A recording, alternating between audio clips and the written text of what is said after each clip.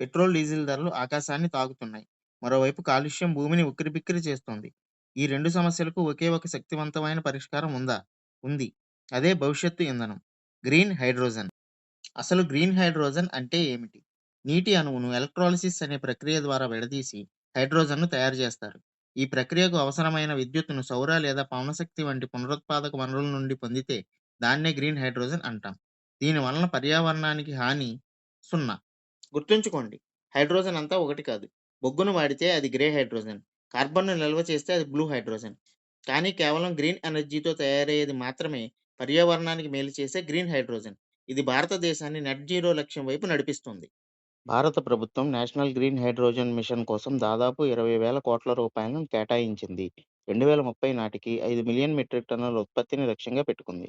ముఖ్యంగా మన ఆంధ్రప్రదేశ్‌లోని విశాఖపట్నం మరియు కాకినాడ ప్రాంతాలు గ్రీన్ హైడ్రోజన్ హబ్బులుగా ఎదగడానికి సిద్ధంగా ఉన్నాయి. యూపీఎస్సీ మరియు ఏపీపీఎస్సీ అభ్యర్థులారా, ఎస్ఎన్టీ మరియు ఎన్విరాన్మెంట్ విభాగాల్లో ఈ టాపిక్ చాలా కీలకం. నోట్స్ కోసం డిస్క్రిప్షన్ చూడండి. ఇలాంటి మరిన్ని ఇన్ఫర్మేటివ్ వీడియోల కోసం ఎర్త్ అండ్ ఇన్వెన్షన్స్ ఛానల్‌ని సబ్స్క్రైబ్ చేసుకోండి.